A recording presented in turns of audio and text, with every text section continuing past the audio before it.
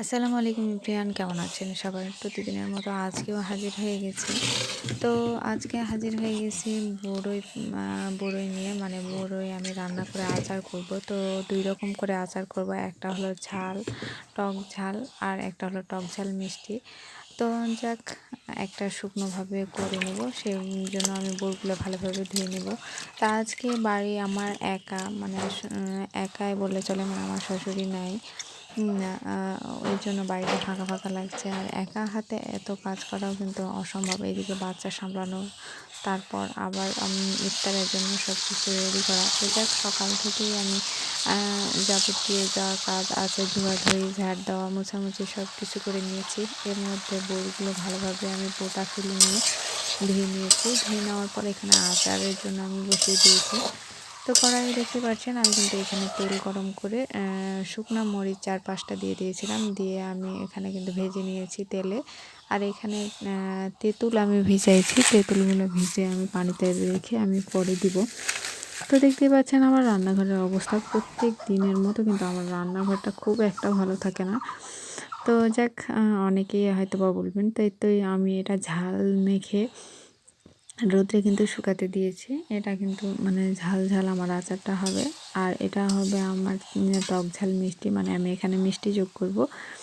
তো যাক, যেহেতু এটা বড়ইয়ের সিজন চলছে, অনেক আপু অনেক রকমের বড়ইয়ের আচার তৈরি করছে। তো ভাবলাম যে আমিও করি। তো আমার মেয়েটা যেহেতু খায়, সেই জন্য আমিও কিনে নিয়েছি। তো যে শুকনো বড়ইয়ের যেই দাম, আচার নাহি করতে হয়। তো যাক, এই তো আমার এখানে মশলা, হলুদ দিয়ে দিলাম, মরিচের গুঁড়ো দিয়ে দিয়েছি। আর এখানে আমার মরিচ, রসুন বাটা, লবণ সব কিছু একসঙ্গে কিন্তু বেটে নেওয়া ছিল, যেটা আমি দিয়ে দিয়েছি। সাথে দিয়ে দিলাম এমনি একটু লবণ। আর আমার এখানে কিন্তু মশলা ছিল, যেটা আমি মশলাটা বেটে আমি পরে কিন্তু যোগ করেছি। সেটা ক্যামেরাতে ভিডিও করা হয়নি, মানে স্কিপ করা হয়ে গেছিলো। তো এই তেঁতুলটা আমি ভালোভাবে গলিয়ে নিয়ে কিন্তু আচারে দিয়ে দিব। তো এর মধ্যে বলি যে বাড়িতে আসলে যদি একটা লোক প্রতিনিয়ত থাকে, সেই লোকটা যদি হঠাৎ কোথাও যায়, তাহলে বাড়িটা আসলে শূন্য শূন্য মনে হয়। তো যাক, আসলে আমার শাশুড়ি আজকে কোনো এক কারণে তিনি বাসায় নেই, যার কারণে একটু মানে শূন্যতাও লাগছে। তো যাক, তারপরেও তো নিজের কাজ নিজেই করা লাগবে। তো সেই জন্য আমি একাই হাতে সব কিছু করার চেষ্টা করছি, যে নাই যেহেতু, তারপরও একাই হাতে তো করাই লাগবে। তো ইফতার থেকে যত যা আছে সব কিছুই আমি কিন্তু আজকে একাই হাতে করেছি। তো চেষ্টা করলাম যে যাক, করেই দেখি। তো এই তো আমার আচার হয়ে গেছে। আচারগুলো আমার প্রায় কমপ্লিট।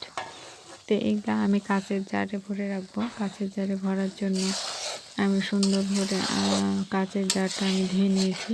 মানে কাঁচের জার বলতে বয়াম যেটা বলে, অনেক আপুই আছে যে হয়তো বুঝতে পারেন না, বা বয়াম বললে হয়তো বা বুঝেন না। তো এই তো আমার বয়াম, কাঁচের বয়াম, এটা আমি ভালোভাবে ধুয়ে শুকিয়ে নিয়েছি। তো যাকে, তো আমার আচারটা কমপ্লিট। এর মধ্যে আমি যত যাবতীয় মশলা যত যা আছে সব কিন্তু দিয়ে দিয়েছি। আর আমি এই তো ভরে নিব। ভরে নেওয়ার পর আসলে যেহেতু আমি রোজা আছি, আচারটা কীরকম হয়েছে, টক ঝাল কতটুকু হয়েছে আমি কিন্তু আসলে জানি না। তবে আন্দাজে আন্দাজে সব কিছু করেছি। তো যাক, দেখে মনে হচ্ছে ভালো হয়েছে। তো এর মধ্যেও কিন্তু আসলে পরে ইফতারের সময় কিন্তু আমি এটা খেয়ে দেখেছিলাম। মাশাআল্লাহ, এটা কিন্তু অনেক সুন্দর হয়েছে। তো আপনারাও এভাবে ট্রাই করে দেখবেন যে আসলে আচারটা কতটুকু ভালো বা খারাপ হয়েছে। এই তো আমার লাস্ট লুকিং আমার আচারের। তো ভিডিওর মধ্যে আপনাদের আরও বলে দিই, যারা আমার চ্যানেলে নতুন, তারা অবশ্যই আমার চ্যানেলটি সাবস্ক্রাইব করে দিবেন। আর যারা পুরাতন আপু ভাই যেই আছেন না কেন, অবশ্যই আমার চ্যানেলটিকে লাইক দিয়ে ভিডিওটা দেখার চেষ্টা করবেন। তো এই সাইডে যেহেতু বিকাল হয়ে গেছে, আমার বাবু ঘুমাইছে, তো ভাবলাম তাড়াতাড়ি রান্নাটা সেরে নিই। আসলে আজকে আমি এত তাড়াতাড়ি রান্না করতে বসছি যে আমি কোনো রোজাতেই কিন্তু এত তাড়াতাড়ি রান্না করতে বসিনি। তা আমি এখানে আলুর ঝোল করব। আর এই সাইডে পেঁয়াজের কলি, মানে ফুলকলি বা পাতা, যেটা বলে ফুলের পাতা, সেই পাতাটা দিয়ে আলু রান্না করব। এই তো আমার যেহেতু ঝটপট করে আমার রান্নাটা করা লাগবে, সেই কারণে আমি এখানে প্রেশার কুকারে সব দিয়ে তুলে দিয়েছি। এই তো মশলা, লবণ, হলুদ, মরিচ সব দিয়ে দিব, পরে আমি তেলে দিয়ে দিব।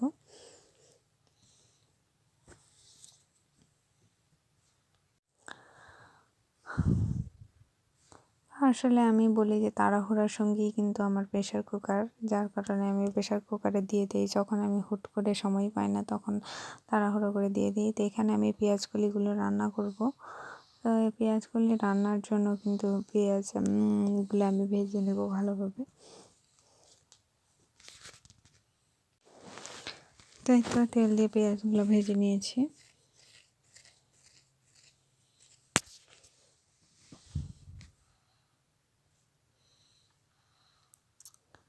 তো এখানে দিয়ে দেবো লবণ, আদা বাটা, জিরা বাটা, হলুদ এবং মরিচ, মানে যেভাবে আপনারা রান্না করেন সেভাবেই দিবেন। তো এই মশলাটা আমি ভালোভাবে কষিয়ে নিব, মানে আমি কিন্তু প্রায় মশলা কিন্তু কষিয়ে নিই, তো আপনারাও চেষ্টা করবেন কষিয়ে নেওয়ার। তো আমি পেঁয়াজকলিতেও কিন্তু হালকা আদা জিরা দিয়েছি, যেহেতু আমার আদা জিরা হাতের কাছেই থাকে সেহেতু আমি অল্প অল্প করে আদা জিরাও দিয়ে দিয়েছি। তো আপনারাও হাতের কাছে থাকলে অবশ্যই দিয়ে দিবেন। আর এখানে দিয়ে দিচ্ছি চিংড়ি, মানে পেঁয়াজকলি দিয়ে আমি চিংড়ি মাছ রান্না করব। তো এই তো আমি চিংড়ি মাছ অল্প করে, এগুলো কিন্তু আমি ফ্রিজে রেখে দিই। ফ্রিজে রাখার পর কিন্তু পরে আমি বের করি অল্প অল্প করে। তাই তো আমার মশলাটা কষানো হয়ে গেছে, আর দিয়ে দিলাম পেঁয়াজকলি এবং আলু কুচি, মানে পেঁয়াজকলি আর আলু কুচি আমি ভালোভাবে জিরি জিরি করে কেটে নিয়েছি। আর এটা ভালোভাবে আমি কষিয়ে রান্না করে নিব। তো এই সাইডে আমার প্রেশার কুকারে আলুও সিদ্ধ হয়ে গেছে। আলু সিদ্ধ করার পর কিন্তু আমি তেলে ফেলে দিব। এর মধ্যে আমার এই তো এটা ভাজা ভাজাও হয়ে গেছে, দেখতে পাচ্ছেন। এটা কিন্তু একটু মানে কষানো হলে ভালো হয়। তো অবশ্যই আপনারা মাখা মাখা অবস্থায় করে পানি দিয়ে দিবেন। তো এখানে আমি ডুবো ডুবো পানি দিব, কারণ আমার পেঁয়াজগুলি এবং আলুটা সিদ্ধ হতে হবে। সিদ্ধ না হলে কিন্তু ভালো হবে না।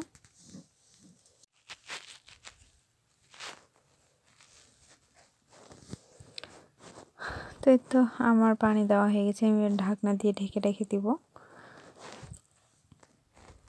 তো যেহেতু রমজান মাস, তাড়াতাড়ি 2-1টা রান্না করলেও কিন্তু তাড়াতাড়ি করা লাগে। তো সব কিছুই তাড়াতাড়ি করার চেষ্টা করি যে তাড়াতাড়ি হবে। তো এর মধ্যে আমি ওই সাইডে আমি পেঁয়াজকলিগুলো এক সাইডে রেখে দিয়েছি, আর এক সাইডে কিন্তু আমি আলুগুলো তেলানি দিয়ে দিব। তা আমার ভিডিওতে প্রায় কিন্তু আমি আলুর ঝোল, যেহেতু আমার বাড়িতে আলুর ঝোল এটা সবাই খেতে ভালোবাসে, যার কারণে আলুর ঝোলটা প্রায়শই করা হয়। টক করে আলুর ঝোল রান্না করলে কিন্তু আসলে ভালো লাগে। তা আমি টমেটো দিয়েছি যাতে টক টক ভাব থাকে। তো এটা দেখতে পাচ্ছেন, আসলে এটা কিন্তু আমি সিদ্ধ হয়ে গেলে একদম মাখা মাখা অবস্থা করে নেব। আর এটা কিন্তু ভালোভাবে না কষালে কিন্তু ভালো লাগে না। তো দেখতে পাচ্ছেন আমার দুপুর এমন খাড়া দুপুর হয়ে আছে, মানে আমি নামাজ পড়ে রান্না করতে বসে গেছি, যাতে আমার বেলা না ডুবে যায় আর আমি বাচ্চা কাচ্চা নিয়ে আমি ঝামেলা না করতে পারি, যার কারণে আমি তাড়াতাড়ি করে আজকে বসে গেছি রান্না করতে।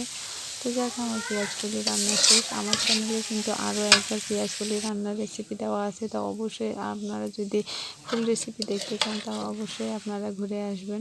তো এই তো দেখতে পাচ্ছেন আমার চিংড়ি দিয়ে পেঁয়াজকলি রান্না হয়ে গেছে। তো এই সাইডে আপনার ভাইয়া আজকে একটা মোরগ নিয়ে এসেছিল, যার মাংস খাবে নাকি। তো মাংসটা আমি পুরোটাই ভিডিও করতে পারিনি, কাটা কুটা বাছাবুছি।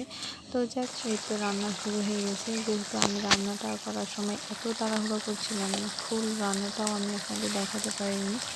তো যাক, এই তো আমার রান্নার অর্ধেকটাই, মানে অর্ধেকটা বলতে প্রায় শেষ। তো যাক, এই সাইডে যেহেতু ইফতারের আমার সময় হয়ে আসছে, যেহেতু রান্না বান্না সহ আমাকে আরও কিছু করা লাগবে, যার কারণে আমি তাড়াহুড়ো করছি। তো এই সাইডে ভাত, আলুর ঝোল, আর ওই সাইডে পেঁয়াজকলি রান্নার সাথে মুরগির মাংস। তো ইফতারের জন্য কিছু করব, সাথে আমার এগুলো রান্না হয়ে গেলে ইফতারের জন্য ভাজা ভুজা আছে। তো এখানে দেখতে পাচ্ছেন বেগুনি করেছি, আর এই বেগুনিগুলো করার পর আমি কিন্তু মানে পেঁয়াজি করব। তো যাই, যেহেতু একসাথে রান্না সবগুলো, তো এখানে মাংসও হয়ে গেছে আমার। লাস্ট লুকিং দেখতে পাচ্ছেন মাংসের। আর এখানে ডাল বাটা আছে, ডালে কিন্তু পেঁয়াজি বানাবো আমি। তো এই পেঁয়াজি আমি পেঁয়াজ দিয়ে ডাল বাটা দিয়ে পেঁয়াজি বানাবো। তো এই তো আমার পেঁয়াজি এবং ডাল বাটা দিয়ে পেঁয়াজি এবং বেগুনি হয়ে গেছে। তো ইফতারে যেহেতু আজকে আমরা 2জন মানুষ, খুব একটা নয়, তো যাক তারপরও অনেকগুলো হয়ে গেছে, আসলে বাড়তি বেশি হয়ে যাবে। তো তারপরে চেষ্টা করব যে আসলে নষ্ট না করা। তো এই তো দেখতে পাচ্ছেন আমার রসুনগুলো কিন্তু অনেক বড় বড় হয়ে আছে। মাংসে রসুন না দিলে কিন্তু ভালোই লাগে না, তাই গোটা রসুন কিন্তু দেওয়াই পড়ে। তো আসলে মাংসর সাথে রসুন যদি দেওয়া হয় তো অনেক ভালো লাগে, তো আপনারাও দেওয়ার চেষ্টা করবেন। তো এই তো ইফতারের জন্য সব কিছু রেডি করে নিয়েছি, হয়েও গেছে। তো বেশি ইফতারের বেশি আইটেম করে নিয়েছি, আর আমার মেয়ে এবং ছেলে আজান দেওয়ার আগে আগে খেয়ে ফেলছে, খেতে বসে গেছে। তো ভালো থাকবেন সবাই, আল্লাহ হাফেজ।